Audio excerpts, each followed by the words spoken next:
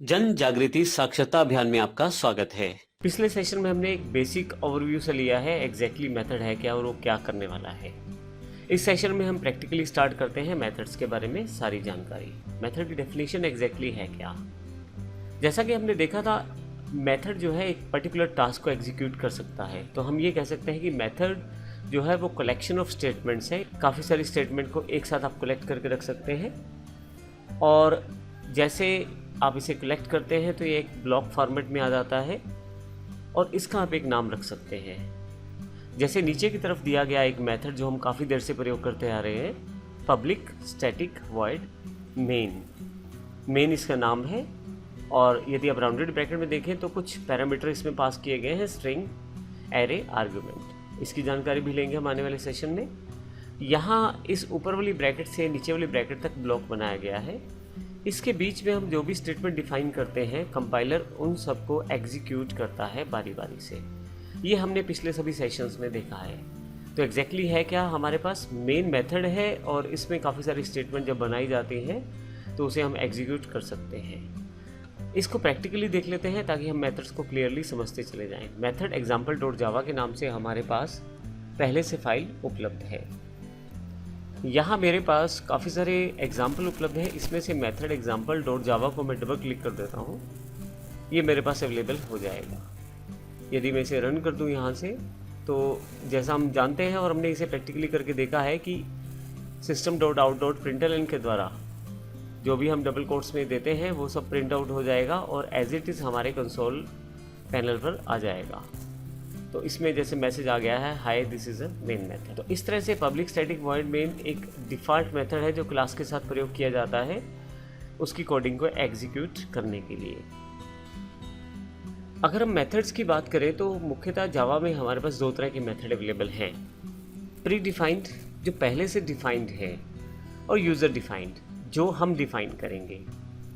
अब pre defined में बहुत सारे मेथड्स पहले से जावा में अवेलेबल हैं जो पैकेजेस और क्लासेस के साथ जुड़े हुए हैं जिनको आप प्रयोग कर सकते हैं। जैसे हमारे पास मैथ क्लास है और उसके काफ़ी सारे मेथड्स हमारे पास पहले से अवेलेबल हैं जिनसे हम पहले से डिफाइन टास्क कर सकते हैं। इसी तरह से स्ट्रिंग क्लास अवेलेबल है, उसमें काफ़ी सारे मेथड पहले से जुड़े हुए हैं जिनमें हम स्ट्रिंग से रिलेटेड मैनिपुलेशन कर सकते हैं। यूज़र डिफाइंड मेथड वो मेथड है जो हम खुद तैयार करेंगे और सारी की सारी कोडिंग हमारे द्वारा की जाएगी। हम उसकी डेफिनेशन से लेके डिक्लेरेशन और एग्जीक्यूशन तक सारा प्रोसेस अपने हाथ में रखते हैं।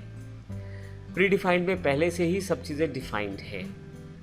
यदि हम यहाँ एग्जाम्पल के रूप में देखना चाहें तो मैंने यहाँ पे कुछ URL डिफाइन किए हैं। आप इनको प्रयोग करके पर्टिकुलर क्लास की मेथड्स की जानकारी ले सकते हैं। जैसे मैं एग्जांपल के लिए docsracle.com जावा SC 7 का एक math.html का पेज है, इसे क्लिक करके ओपन कर लेता हूँ। यहाँ से इसे मैं गूगल क्रोम को प्रोसेस करके ओके करके खोल लेता हूँ। जैसे ही ये पेज आपके पास खुलेगा, आपके पास java.lang पैकेज में मैथ क्लास दी गई है। हालांकि हमने पैकेजेस को अभी डिफाइन नहीं किया है, लेकिन आप पैकेज को एक फोल्डर की तरह मान सकते हैं जिसमें हमारी सभी क्लासेस को स्टोर किया गया है। तो यहाँ पे क्लास मैथ है और यहाँ पे हमारे पास इससे रिलेटेड काफ़ी सारे फंक्शंस हैं जो मैथ क्लास के साथ आप एग्जीक्यूट कर सकते हैं। यहाँ नीचे की तरफ देखिए, आप बहुत सारे फंक्शंस की लिस्ट दी गई है। फर्दर उनकी एक्सप्लेनेशन भी साथ में दी गई है जिनको आप प्रयोग आप कर सकते हैं। मैं यहाँ पे रैंडम फंक्शन ढूंढना चाहता हूँ तो यहाँ मैं रैंडम टाइप कर देता हूँ। तो ये रहा रैंडम फंक्शन मेरे पास।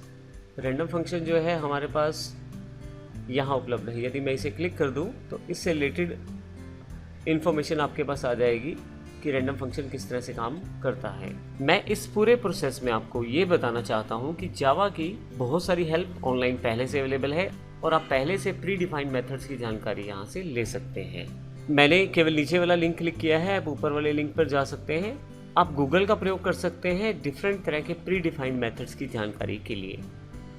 आइए, हमारे पास यहाँ दो एग्जाम्पल अवेलेबल है, इनको जान लेते हैं। मैथ्स मेथड example.java और मैथ्स मेथड 1example.java के नाम से। इन दोनों में हमने प्री डिफाइंड मेथड्स को प्रयोग किया है और देखें किस प्रकार से कार्य करते हैं। यहाँ हमारे पास मैथ्स मेथड 1 और मैथ्स मेथड एग्जांपल दोनों अवेलेबल हैं। मैं पहले मैथ्स मेथड को डबल क्लिक करके ओपन कर लेता हूँ। यहाँ हमने मैथ क्लास के रैंडम मेथड को प्रयोग किया है। सबसे पहले देखते हैं किस प्रकार से इसको प्रयोग किया गया है। सबसे पहले हमने एक मैथ्स मेथड एग्जांपल क्लास ली है, पब्लिक स्टैटिक वॉइड मेन एक जो डिफ़ॉल्ट मेथड है उसका प्रयोग किया है, और एक प्री डिफाइंड मेथड के लिए हमने मैथ्स डॉट रैंडम क्लास का प्रयोग किया है। और एक प्री डिफाइंड मेथड को प्रयोग करने के लिए हमने मैथ क्लास का प्रयोग किया है। उसमें ऑलरेडी रैंडम के नाम से एक मेथड हमारे पास अवेलेबल है। यदि आप इसकी अधिक जानकारी चाहते हैं तो केवल माउस यहाँ रखें, आपके पास इन्फॉर्मेशन यहाँ अवेलेबल हो जाती है। अब देखें तो हमारे पास यह मैथ क्लास जो है जब इस रैंडम मेथड को एग्जीक्यूट करती है तो एक रैंडम नंबर जनरेट होता है जो डबल डेटा टाइप में अवेलेबल होता है।